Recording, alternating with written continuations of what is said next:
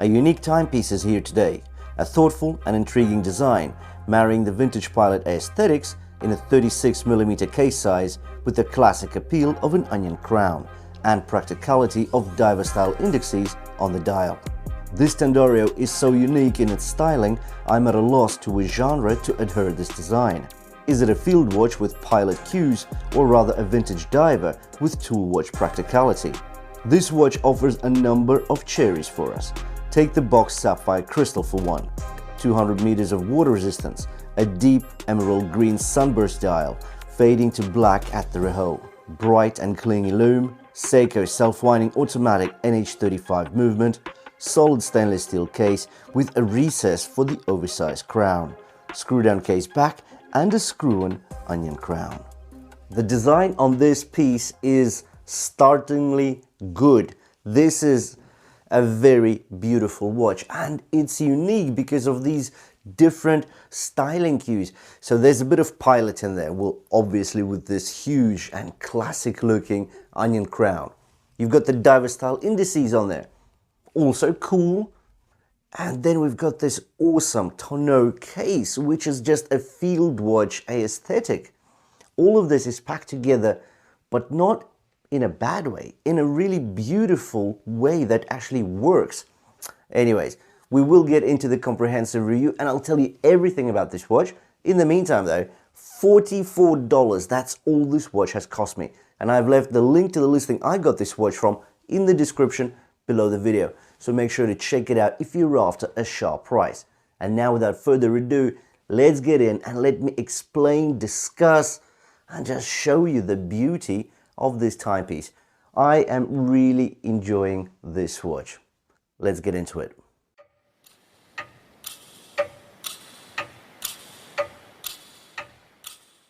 Let's kick off with the dimensions. So we've got a diameter of 36mm, a lug-to-lug length of 43.3mm, a lug width of 18mm, a height of 13.1mm, and a weight of 78 grams on this black canvas strap. Handling this pebble-sized watch is very pleasant indeed. At first glance, it can remind us of the Hamilton Khaki Pioneer, but this Tandorio is not as close homage as you may think. The case styling is an echo at most of the Khaki case design. When looking at the profile from the side, we see a retro-inspired flank curving around the dial to the lugs. Also, the flanks are almost raised, revealing the profile of the screw-down case back. The transition from the flanks to the case topside is smooth, yet the edge territory is a flattened bevel stretching lug to lug. That seemingly slight alteration to the rounded and pebble-like structure allows for interesting and more complex reflections on the entirely brushed tonneau case. On the right, we are presented with a traditional, if not slightly flat-shaped onion crown recessed into the case. It's wide with fine threading, the edged lines stretching to the center point on the tip of the crown. On the underside, the Tandorio features a screw case back, with the specs printed on the perimeter. Let's take a moment to appreciate the refined look of the watch from this angle as well. In a way, if the flank lip was not curved towards the crystal, the profile would become almost symmetrical, truly pebble-like. This modern take on the 1960s/1970s pilot-shaped case with integrated lugs works well with the black canvas strap. It's flexible enough, yet quite thick and utilitarian. It feels like it's made to last. The Tang-style buckle and the rectangular keepers get a fine vertical brush design, in line with the watch case brush styling.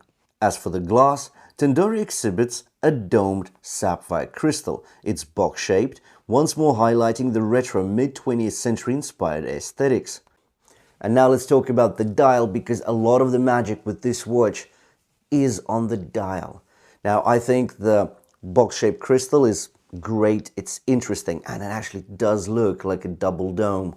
So that's unexpected at this very budget price point. The case, very interesting. The raised lip on the side here, love it. This is a very enjoyable watch because I'm not just praising it.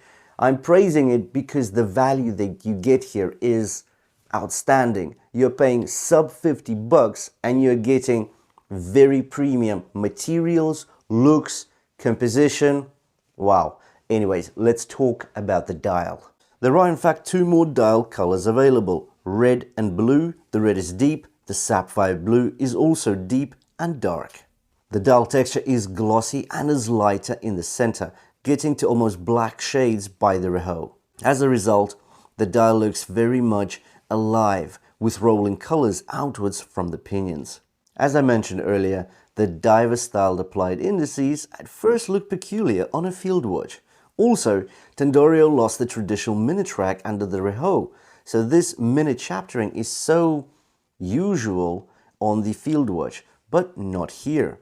All we're left with are relatively large indices, filled with lume and edged in chrome. The white elements on the darker shades of green look interesting and particular here. At 3 o'clock there is a well-sized date window. The date is also edged in a chrome frame. The minute hand is an arrow styling, filled with lume and edged in bright red. The hour hand is white. The seconds pointer is also white with the lollipop counterbalance.